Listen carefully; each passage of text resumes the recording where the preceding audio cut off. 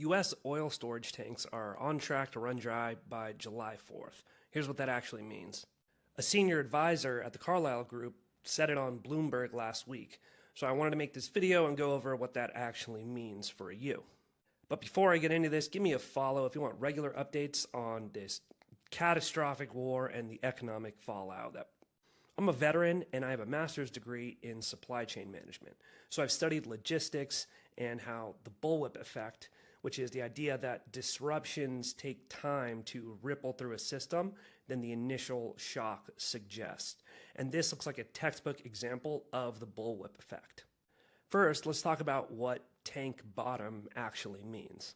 Because when most people hear that oil storage tanks are getting low, they think, okay, the tanks themselves are almost empty, but that's not exactly what this means. You see, oil storage tanks require a minimum volume of liquid for the pumps to actually function. When levels drop below a minimum threshold, the remaining oil becomes physically inaccessible. The pumps fail, the oil can't move, and the pipeline stops functioning. So you haven't literally run out of oil, but you run out of the ability to access the oil you do have. And the last 15 to 20% of that oil can't be accessed at all due to the floating roofs that they put on top of the tanks to prevent evaporation.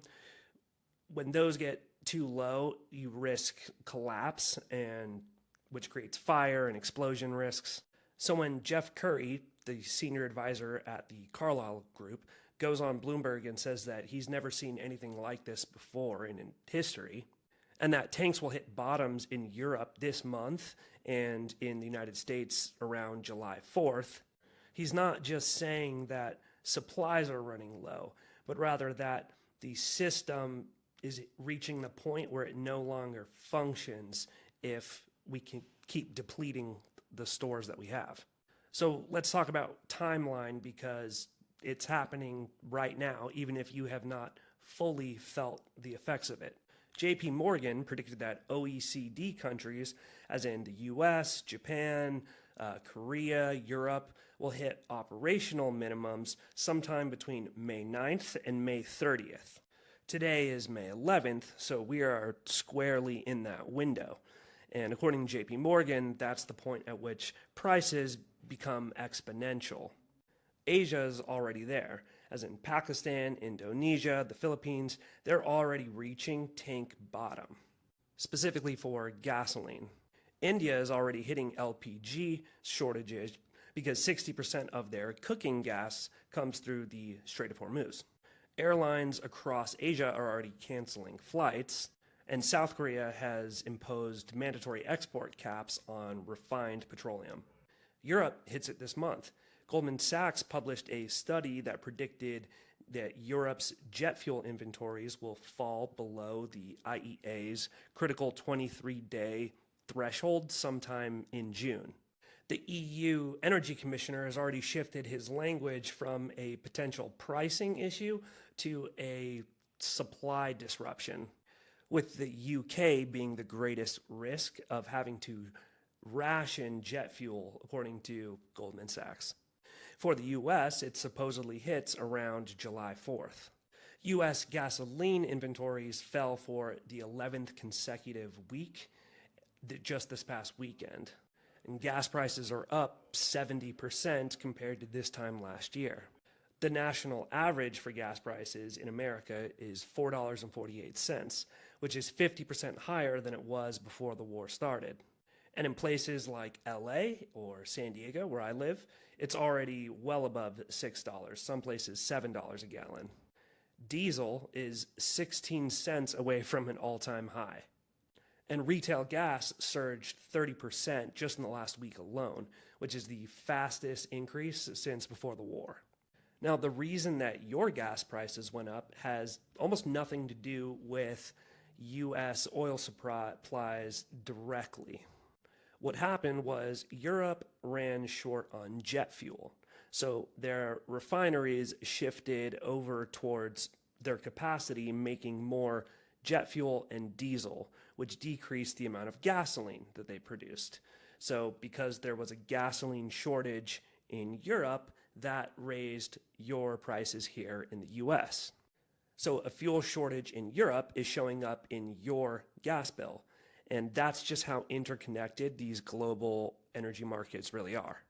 The New York Federal Reserve published a study this last week that said low-income houses are cutting their gas usage by 7%, and high-income houses are decreasing their usage by 1%, which essentially shows that the people who are least able to absorb this impact are absorbing the brunt of it. Spirit Airlines shut down after government bailout talks failed, and more airlines are at risk if oil remains above $150 a barrel. And if more airlines go under or airlines start cutting flights, that increases the price of the remaining flights, assuming demand stays the same. So this is just inflation across the entire market. Now, the most important thing to understand about this is timing, because even if the Strait opened up tomorrow, it wouldn't fix things quickly. Jeff Currie, the Carlyle Group analyst, even said if this standoff was resolved today, it would still take 3+ months before supply levels began flowing back to normal levels. Shell's CEO said that you can't just simply turn the system back on. You factor in the infrastructure damage done to the refineries in the Gulf, as well as the time it will take to clear the Strait of mines. All of those add months to get us anywhere close to where we were before this war started. This is what the bullwhip effect looks like in real time. Remember, the Strait closed 10 weeks ago, back in February. The full consequences of that action are still working themselves through the system. And what you're feeling today at the gas pump or in airline prices or food prices is not the end of it. We're actually just in the middle of it. And the downstream effects on food prices and manufacturing and shipping rates haven't even worked their way into the equation yet. But don't worry, they're coming. And this is what happens when you start a war in one of the world's most critical energy corridors with no plan for what happens once there are supply chain disruptions. The IEA called this the biggest energy security threat in history. These aren't fringe analysts or doomsday panicans. These are the institutions that run the global financial system, telling you that something unprecedented is happening.